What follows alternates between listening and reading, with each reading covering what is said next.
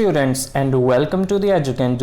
Continue करेंगे अपने previous year questions of CTET के न्यू पार्ट को। तो देखते हैं आज का पहला क्वेश्चन। 10 मीटर लंबाई वाले एक वर्गाकार कमरे के फर्श को वर्गाकार टाइलों से पूर्णतया ढकना है। यदि प्रत्येक टाइल की लंबाई 50 सेंटीमीटर हो तो आवश्यक टाइलों की न्यूनतम संख्या है। अब भाई एक वर्गाकार कमरा है, उसके फर्श को हमें ढकना है, तो उसके फर्श का एरिया निकाल लेते हैं पहले कि भाई वर्गाकार है तो एक ही भुजा होगी, यानी कि चारों साइड बराबर। अब दिया क्या है 10 मीटर, तो लिख लेते हैं भाई 10 मीटर उसकी भुजा है, साइड है, लेकिन मीटर है। अब जो आपको टाइल लगाना है उसमें वो तो सेंटीमीटर में दिया हुआ है, तो मीटर को सेंटीमीटर बनाओ या सेंटीमीटर को मीटर बनाओ। एक काम तो आपको चेंज करना पड़ेगा, तो हम इस मीटर को सेंटीमीटर बना लेते हैं। भाई सेंटीमीटर बनाने का क्या तरीका होता है, मीटर में 100 से गुणा कर दो, तो 10 की अगर आप 100 से गुणा कर लोगे तो ये हो जाएगा 1000, तो 1000 सेंटीमीटर उसकी साइड यानी कि भुजा आ गई। अब एरिया निकालना है, क्योंकि क्षेत्रफल निकालोगे जब तो उसका फर्श का पता लगेगा कितना बड़ा है। तो 1000 की 1000 से गुणा कर दूंगा तो क्षेत्रफल आ जाएगा, क्योंकि किसी वर्ग का क्षेत्रफल निकालने का फॉर्मूला होता है भुजा का वर्ग, यानी कि भुजा की भुजा से गुणा। तो 1000 की 1000 से गुणा कर दूंगा। फिलहाल मैं इसको स्क्वायर कर लिख देता हूं, ठीक है। अब जो आपका टाइल है उसकी साइड कितनी है, उसकी साइड आती है आपकी 50 सेंटीमीटर। ये तो सेंटीमीटर में है ही, हमने उसे भी सेंटीमीटर बना लिया था, तो इसे चेंज करने की ज़रूरत नहीं है। इसका एरिया निकाल लेते हैं भाई, कितना होगा, इसका होगा वही बात भुजा का वर्ग यानी कि 50 का वर्ग। तो अब पूछा था टाइलों की संख्या, तो टाइलों की आवश्यकता है, तो नीडेड टाइल्स यानी कि कितने टाइल्स आपको चाहिए।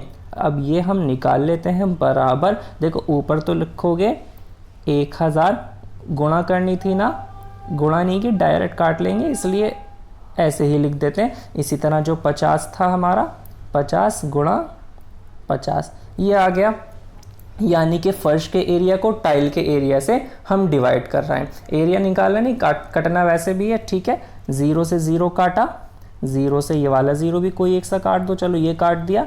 5 से काटोगे तो 5 से आपका कितनी बार कटता है, ये 20 बार कट जाता है। 5 से 100 20 बार कट जाता है। अब आप 20 की 20 से गुणा करोगे तो कितना होगा, 20 दो दूनी 4 यानी कि 400। तो ऑप्शन सी इस तरह से करेक्ट हो जाता है कि हमें फर्श को ढकने के लिए 400 टाइलों की आवश्यकता है। बात समझ में आई होगी, यहाँ लिख देता हूँ 20 की 20 से गुणा करिए, इस तरह से आपका 400 आ गया। नेक्स्ट क्वेश्चन देखेंगे। दो वर्गों के परिमाप 12 सेंटीमीटर तथा 24 सेंटीमीटर हैं। बड़े वर्ग का क्षेत्रफल छोटे वर्ग के क्षेत्रफल का कितना गुना है। देखो दो वर्ग हैं, ठीक है, तो फर्स्ट वाले के बारे में यहाँ लिख लेंगे, सेकंड वाले के बारे में यहाँ लिख लेंगे, ठीक है भाई। अब इसका जो परिमाप है, परिमाप को बोलते हैं पेरीमीटर, तो परिमाप आ गया 12 सेंटीमीटर, ठीक हो गया। इधर जब परिमाप आया इसका कितना बताया, 24 सेंटीमीटर। तो बड़े वर्ग का क्षेत्रफल निकालने के लिए मुझे भुजा चाहिए होती है, भुजा को बोलते हैं साइड। तो अगर आपको पेरीमीटर पता है, परिमाप पता है, तो साइड निकालने का तरीका होता है कि परिमाप को 4 से डिवाइड कर लो। तो इस तरह से अगर आप कर लोगे तो साइड निकल कर आ जाएगी। तो 12 को मैं 4 से डिवाइड करूंगा तो कितना आएगा, 4 तिया 12 होता है, तो 3 इसकी साइड आ गई। इसकी भी अगर मैं साइड निकालूं तो कितनी आ जाएगी भाई, 24 को भी 4 से डिवाइड कर लो तो 6 सेंटीमीटर इसकी साइड आ गई। क्षेत्रफल कितना गुना है ये पूछा था। क्षेत्रफल निकालने का फॉर्मूला पीछे भी बताया था कि भुजा की भुजा से गुणा कर लो, साइड की साइड से गुणा। तो 3 की 3 से गुणा करोगे 9, निकालने की बताने की जरूरत नहीं है, पता है इतना आपको, इतने वर्ग सेंटीमीटर हो गया। इसी तरह इसका जब आप क्षेत्रफल निकालोगे तो 6 की 6 से गुणा कर लोगे तो इसका जो एरिया हो जाएगा वो 36 वर्ग सेंटीमीटर हो जाएगा। अब मुझे बताओ कि जो आपका छोटे वर्ग का क्षेत्रफल का कितने गुना है बड़ा वाला। तो बड़ा वाला आपका 36 है, छोटा वाला 9 है, तो 36 9 का कितने गुना है ये क्वेश्चन पूछ रहा है। तो 9 से आप 36 को डिवाइड करते हो तो 4 आता है, तो 36 9 का 4 गुना है। तो इस तरह से 4 गुना, यानी कि ऑप्शन सी आपका करेक्ट आंसर हो जाएगा। बात समझ में आती है। नेक्स्ट क्वेश्चन देखेंगे। The diagonals of a rhombus, rhombus होता है समचतुर्भुज, समचतुर्भुज जिसकी चारों भुजाएं आपकी बराबर होती हैं, इसके विकर्ण 6 सेंटीमीटर और 8 सेंटीमीटर हैं। तो समचतुर्भुज की परिधि क्या है? परिधि तो आ जाएगी, इसकी साइड होनी चाहिए आपके पास। अब समचतुर्भुज होता क्या है, चलो ये देख लेते हैं पहले, तब आप बता पाओगे। समचतुर्भुज बना लेते हैं यहाँ पर एक, तो आपको पता लग जाएगा। समचतुर्भुज कुछ इस तरह से होता है जिसमें इसकी चारों साइड आपकी बराबर होंगी, ठीक है। अब इसके विकर्ण 6 सेंटीमीटर विकर्ण होते हैं, यहाँ से लेकर यहाँ तक की जो आपकी लंबाई होगी आपके विकर्ण होते हैं, ठीक है। एक तो दिया आपको 6, तो अगर 6 दिया है तो अगर मैं आधे की बात करूँ, सिर्फ यहाँ तक बीच तक यहाँ तक अगर मैं बात करूँगा तो आधा कितना हो जाएगा भाई? एक तो हो जाएगा 3, और दूसरा वाला क्योंकि 8 था तो 8 का आधा कितना हो जाएगा? 4, ठीक है, क्योंकि आधा तो यहाँ छोड़ गया, आधा यहाँ छोड़ गया आपका। इतनी बात समझ में आ रही है। अब ये जो बीच में कोण बनता है, जो एंगल बनता है, वो होता है 90 डिग्री का। तो 90 डिग्री वाला जब आपका कोई सा त्रिभुज होता है, यानी कि राइट एंगल ट्राइंगल, समकोण त्रिभुज, तो उसमें आपको 2 भुजाएं पता हो तो तीसरी निकाल सकते हो। तो अगर मुझे 4 और 3 ये पता है तो मैं ये वाली भुजा निकाल सकता हूँ। निकालने का तरीका बड़ा सिंपल है, इसको विकर्ण बोलते हैं, ठीक है। तो यानी कि त्रिभुज का, सॉरी विकर्ण कर्ण बोलते हैं। विकर्ण तो आपका ये बीच वाली जो भुजा होती है वो होती है। तो कर्ण निकालें यानी कि हाइपोटेन्यूज बोलते हैं इसको इंग्लिश में।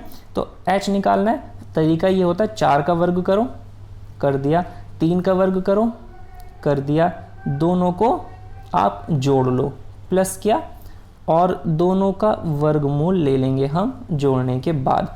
तो देखो कैसे आता है, 4 का वर्ग होता है कितना? 16, 3 का वर्ग कितना होता है? 25, 16 और आपका 3 का वर्ग होता है 9, ठीक है, क्योंकि जोड़कर 25 हो जाएगा इसलिए मैंने 25 बोल दिया।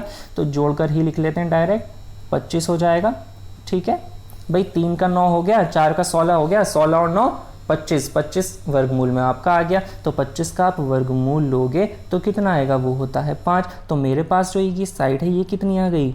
5, यानी कि 2 पता है तो तीसरी आराम से निकाल सकते हो। अब 1 5 है और चारों बराबर होती हैं, तो इस 5 की अगर मैं 4 से गुणा कर दूं तो मुझे चारों तरफ की जो भुजाएं हैं, ये वाली भी, ये वाली भी, ये वाली भी, इनका सबका सम जोड़ पता लग जाएगा और वो होगा 20। और ये चारों भुजाओं का जो सम होता है यही चीज़ कहलाती है आपकी परिधि। तो ऑप्शन बी 20 सेंटीमीटर इसका करेक्ट आंसर हो जाता है। बात समझ में आई होगी। नेक्स्ट क्वेश्चन देखते हैं।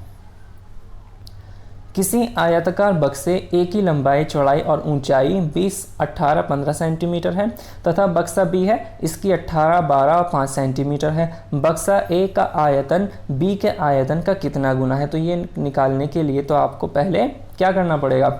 दोनों के आयतन निकालने पड़ेंगे, ठीक है। अब आयतन निकालने का फॉर्मूला ये होता है कि जो ऊंचाई, लंबाई, चौड़ाई हो, इन तीनों की आप गुणा कर लो। तो दोनों में आपको तीनों की गुणा करनी पड़ेगी, फिर डिवाइड कर लोगे, ठीक है, तो गुना का पता लग जाएगा। तो जब हमें पता है दोनों की गुणा ही करनी है तो हम क्यों डायरेक्ट ना निकाल लें, ठीक है, हम डायरेक्ट आंसर निकालेंगे। ऊपर रखेंगे कौन सा वाला बड़ा है? बक्सा ए का आयतन बक्सा बी के आयतन का कितना गुना है। तो अगर ए के आयतन को बी के आयतन यानी कि वॉल्यूम, ए के आयतन को बी के आयतन से हम डिवाइड कर लेंगे तो हमारा कितने गुना आंसर मिल जाएगा, ठीक है। ए का वॉल्यूम, बी का वॉल्यूम, तो ए का वॉल्यूम देखते हैं, 20 गुणा 18 गुणा 15, अलग अलग निकालने की ज़रूरत नहीं है, कम कैलकुलेशन में आपका काम हो जाएगा।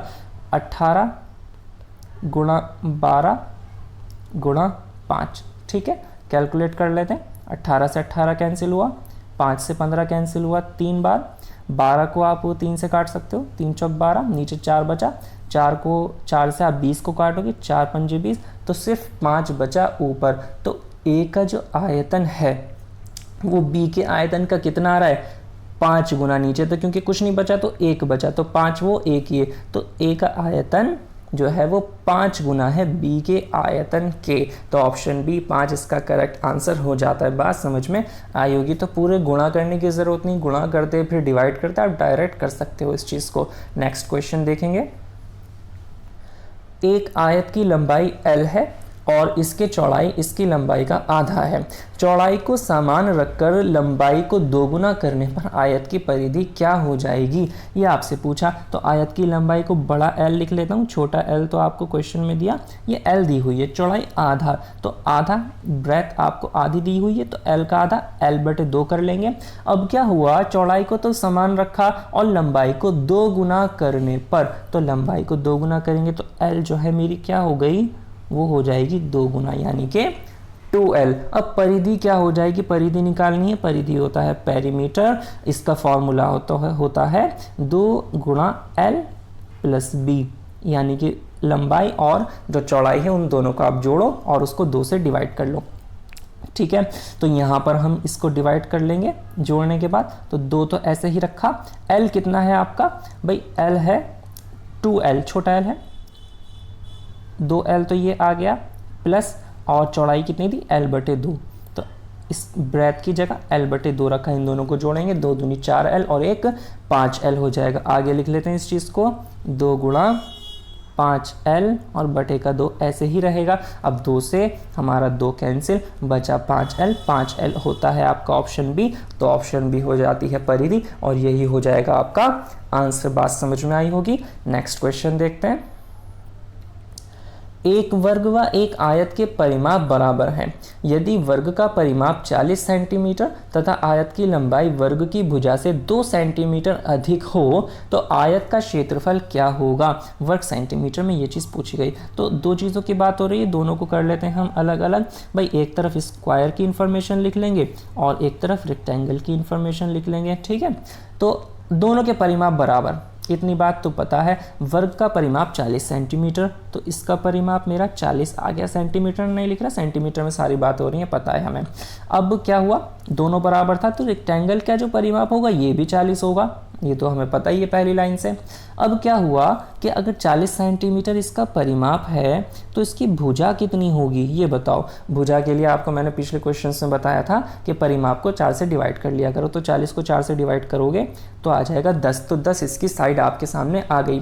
अब लंबाई जो थी आयत की वो 2 सेंटीमीटर अधिक है इससे, तो इसका जो L आएगा वो अगर 10 इसकी भुजा है तो इसकी लंबाई हो जाएगी 12, क्योंकि 2 सेंटीमीटर अधिक बताया हुआ है। अब आयत का क्षेत्रफल निकालना है, तो स्क्वायर से फिलहाल कोई मतलब नहीं, इसका क्षेत्रफल निकालने के लिए मुझे इसकी चौड़ाई पता होनी चाहिए, ब्रेथ पता होनी चाहिए। तो ब्रेथ निकालने का तरीका ये होता है, या तो फॉर्मूले में रख कर निकालो, अदरवाइज सीधा सीधा तरीका ये होता है कि जो परिमाप है उसका आधा करो, आधा करने के बाद लंबाई को घटा लो। तो परिमाप का आधा 20 और 20 में से 12 घटाए तो मेरा 8 बचेगा।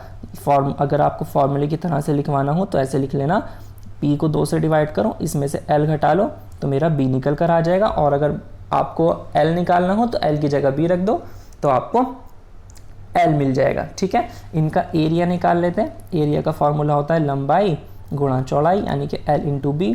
तो 12 कितना हो जाएगा 96, तो 96 ऑप्शन सी मेरा हो जाएगा यहाँ पर आंसर। ठीक है, बात समझ में आई होगी। नेक्स्ट क्वेश्चन देखते हैं। किसी वर्ग का परिमाप 24 सेंटीमीटर है और किसी आयत की लंबाई 8 सेंटीमीटर है। यदि वर्ग और आयत के परिमाप बराबर हैं तो आयत का क्षेत्रफल है। आपसे ये चीज़ पूछी गई, तो ये क्वेश्चन आपके पिछले क्वेश्चन की तरह ही है, वर्ग का परिमाप और आयत का परिमाप दोनों बराबर दिए हुए हैं। ठीक है, और लंबाई तो आपको यहाँ पर बताई हुई है, आयत की लंबाई लास्ट क्वेश्चन में तो बताई भी नहीं थी, तो आप इसका आंसर अपने आप निकाल सकते हो। इसका आंसर मैं बता देता हूँ, ऑप्शन सी इसका आंसर जो कि 32 है ये आएगा। ठीक है, आंसर आप निकाल लोगे, कोई दिक्कत इसमें नहीं होगी, क्योंकि सारे प्रीवियस ईयर में आए हुए क्वेश्चन है, तो आप देख रहे हो क्वेश्चंस रिपीट होते हैं, बस फिगर उसकी कोई चेंज कर दी जाती है। तो नेक्स्ट क्वेश्चन देखेंगे। किसी वर्ग का परिमाप 20 सेंटीमीटर है, एक आयत की चौड़ाई इस वर्ग की चौड़ाई के बराबर है और लंबाई इसकी चौड़ाई की 2 गुनी है। आयत का क्षेत्रफल, तो इसमें भी कुछ चीज़ें आपको सेम दी हुई हैं, तो देखते हैं। लेकिन 2 चीज़ें तो हैं यहाँ पर भी, एक तो है स्क्वायर और एक है रेक्टेंगल। ठीक है, तो वर्ग का परिमाप 20 सेंटीमीटर लिख लिया जी, 20 सेंटीमीटर। आगे आयत की चौड़ाई वर्ग की चौड़ाई के बराबर, तो वर्ग की चौड़ाई निकालनी पड़ेगी। चौड़ाई का मतलब उसकी भुजा ही होती है, उसमें चौड़ाई लंबाई अलग नहीं होते, दोनों बराबर होते हैं। अगर इसका परिमाप 20 है तो 4 से डिवाइड कर लो तो साइड 5 आ जाएगी, यानी कि चौड़ाई मिल गई। अब आयत की चौड़ाई भी वर्ग की चौड़ाई के बराबर है, तो आयत की चौड़ाई कितनी होगी भाई जिसको बी लिखेंगे, बी भी 5 होगी, दोनों बराबर दी हुई हैं। और लंबाई चौड़ाई की दोगुनी है, यानी कि एल जो है वो 5 का दोगुना कितना होगा, तो वो 10 हो जाएगा। आयत का क्षेत्रफल, क्षेत्रफल यानी कि एरिया, एरिया के लिए भी पीछे बताया था आपको कि लंबाई चौड़ाई की आप गुणा कर दो, तो 5 की 10 से आप गुणा करोगे तो 50 आ जाएगा। तो 50 यानी कि ऑप्शन बी इस क्वेश्चन का आंसर। आसान सा था। नेक्स्ट क्वेश्चन देखेंगे।